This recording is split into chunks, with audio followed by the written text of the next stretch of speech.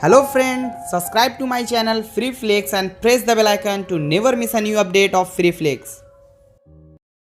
Hello subscribers. आज के episode का नाम है सेल। तो सेल हम किसे कहते हैं? It is an structural and functional unit of life. ये तो काफ़ी इजी है और इसे हम याद भी कर लेते हैं, लेकिन आखिर हम इसे it is an structural and functional unit of life क्यों बोलते हैं? Means what is the meaning of structure and functional unit of life? दोस्तों, सबसे पहले हम बता दें कि all organism is just made up of cell. जितने भी लिविंग ऑर्गेनिज्म है वो सब बने हुए होते हैं सेल से। When a group of cell come together, जब बहुत सारे सेल एक जगह आते हैं तो उसे हम कहते हैं टिश्यू, और बहुत ज़्यादा टिश्यू जब एक साथ आते हैं तो उसे हम कहते हैं ऑर्गन, और बहुत सारे ऑर्गन मिलते हैं तो ऑर्गन सिस्टम डेवलप करते हैं, और बहुत सारे ऑर्गन सिस्टम एक ऑर्गेनिज्म को डेवलप करते हैं, हम आपको डेवलप करते हैं।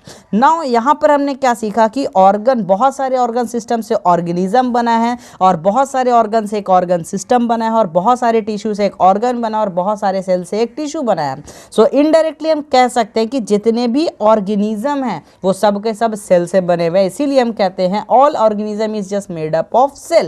Now why we say it is an structural and functional unit of life? First thing, if I am talking about hand span, अगर मैं आपको हाथ की हथेली के बारे में बात करोगे तो you just think कि कुछ इस तरीके का आप दिमाग में लाओगे, कुछ इस तरीके का स्ट्रक्चर आप ड्रॉ करोगे।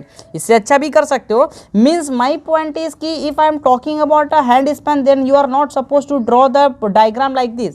अगर हम हैंड स्पैन के बारे में बात करें तो आप डायग्राम उसका इस तरीके से नहीं बनाओगे, इस तरीके से नहीं बनाओगे। इसका मतलब इसका स्पेसिफिक डायग्राम है। उसी तरीके से अगर हम किसी ऑर्गेनिज्म, एक लिविंग ऑर्गेनिज्म, एक ह्यूमन बॉडी का बोलते हैं तो कुछ इस तरीके से बनाओगे, ना कि इस तरीके का आप कोई एक डिज़ाइन बनाओगे। यहाँ से हम ये समझते हैं कि आखिर हर एक ऑर्गन का या हर एक ऑर्गेनिज्म का एक स्पेसिफिक स्ट्रक्चर क्यों होता है। हमने क्या सीखा कि जितने भी ऑर्गेनिज्म है वो बने हुए होते हैं सेल से। अगर बहुत सारे सेल मिले तो टिश्यू, और बहुत सारे टिश्यू तो ऑर्गेनिज्म, और बहुत सारे ऑर्गेनिज्म तो ऑर्गन सिस्टम, और फाइनली एक ऑर्गेनिज्म बनता है।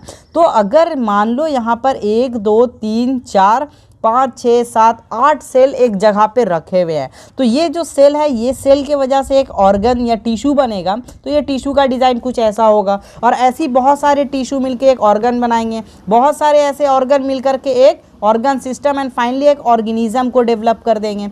Hair the diagram of an organism like this, ये इस तरीके से क्यों है? कहीं ना कहीं ये डिफाइन होता है सेल के अरेंजमेंट के ऊपर में। ये बहुत इंपॉर्टेंट है। अगर हम हैंड स्पैन का डायग्राम इस तरीके से बनाते हैं तो ये डिपेंड करता है कि इसमें सेल अरेंजमेंट इस टाइप का है। अगर सेल अरेंजमेंट इस टाइप का होता तो ये डायग्राम कुछ ऐसा होता, ना कि ऐसा होता।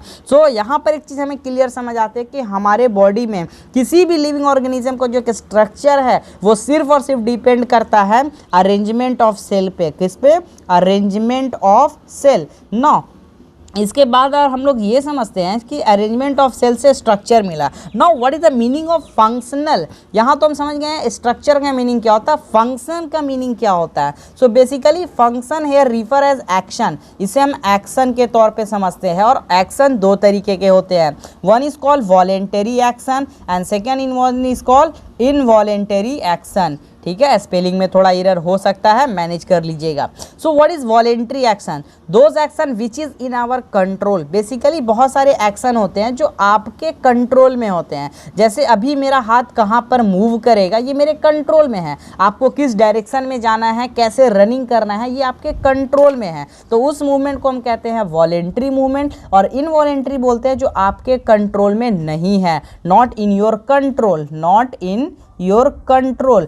इसे हम लोग बोलते हैं क्या? इनवॉलेंट्री। जैसे हार्ट बीट, दिल का धड़कना, आंखों के पलकों का झपकना, या फिर ब्लड का ट्रांसपोर्ट होना। आपके बॉडी में जो ट्रांसपोर्ट होता है ब्लड का, वो भी आपके कंट्रोल में नहीं है, तो उसे हम इनवॉलेंट्री एक्शन बोलते हैं। अगेन सेम थिंग, ये सारे ऑर्गन या ऑर्गेनिज्म के बारे में हम बात कर रहे हैं, और ये सब बने हुए किससे होते हैं? तो सेल से। अगर हम बात करते हैं हमारा हैंड मूव कर रहा, तो हम ये भी कह सकते हैं कि हमारा सेल मूव कर रहा। कहीं कहीं ना कहीं बहुत सारा सेल मूव कर रहा है, ताकि एक ऑर्गन को बनाता है टिश्यू और टिश्यू को बनाता है सेल। तो हमारा हैंड भी तो सेल से बना हुआ है। तो अगर हैंड की मूवमेंट की हम बात करते हैं तो हम बात करते हैं बहुत सारे सेल का मूवमेंट का। तो अगर सेल ही मूव नहीं करता तो वो चाहे वॉलेंट्री या इनवॉलेंट्री एक्शन कभी परफॉर्म ही नहीं करता। तो इसीलिए हम लोग कहते हैं it is an structural and functional unit of life. Now अब इसके बारे में हम लोग जब मैक्रोस्कोप का डेवलप हुआ तब हमें पता चला कि सेल का एक स्ट्रक्चर है और सेल के अंदर में भी बहुत सारे चीज़ पाए जाते हैं।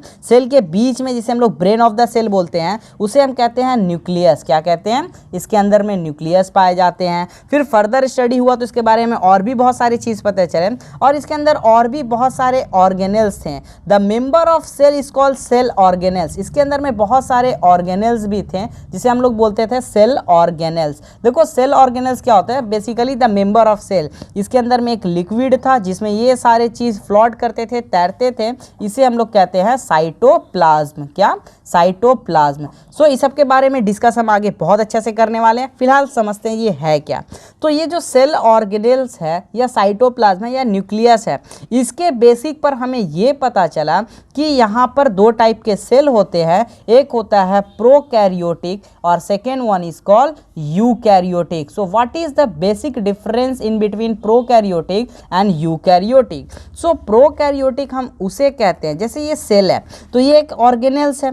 अगर आपका एक क्लासरूम होता है, ये 9 क्लास है, ये 10 क्लास है, ये 11 क्लास है, तो ये 9 क्लास ये एक बाउंड्री के वजह से 9 क्लास है। अगर ये बाउंड्री नहीं होता तो ये कॉमन एरिया कहलाता। तो ये बाउंड्री के वजह से ये एक 10 क्लास है, ये एक बाउंड्री के वजह से ये 11 क्लास है। Means boundary separate the classroom.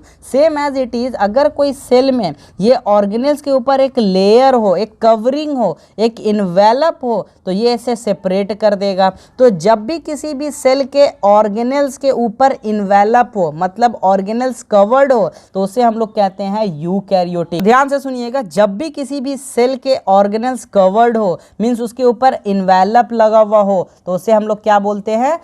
Eukaryotic. और जब इसके ऊपर इन्वेलप नहीं हो तो उसे हम लोग कहते हैं प्रोकैरियोटिक। तो इट्स वेरी सिंपल कि जब भी किसी के ऊपर means those organism which don't cover with an envelope, वो किसी से इन्वेलप से कवर्ड नहीं होगा या कवर्ड बॉन्डेड ऑर्गेनेल्स नहीं है, ये बॉन्ड किसी चीज़ से बंधा हुआ इसके ऑर्गेनेल्स नहीं है, उसे हम प्रोकैरियोटिक कहते हैं। और जिस पे इन्वेलप लगा हुआ उसे हम यूकैरियोटिक कहते हैं। इसके बाद एक और चीज़ है जो आज मैं बता रहा हूँ आपको कि इसमें न्यूक्लियस जो होता है वो नॉट वेल डेवलप। हम लोग कहते हैं in prokaryotic nucleus are not well develop. Nucleus are not well develop. इसका मतलब क्या होता है? और हम लोग इसमें कहते हैं कि यूकैरियोटिक में वेल डेवलप न्यूक्लियस होता है। So what is the difference between non well develop और न्यूक्लियस और वेल डेवलप न्यूक्लियस? देखो न्यूक्लियस के अंदर जो हम लोग आगे एक जब सेल ऑर्गेनेल्स के बारे में स्पेसिफिकली पढ़ेंगे तो वहाँ पर न्यूक्लियस के अंदर में क्या क्या मटेरियल है उसके बारे में पढ़ेंगे।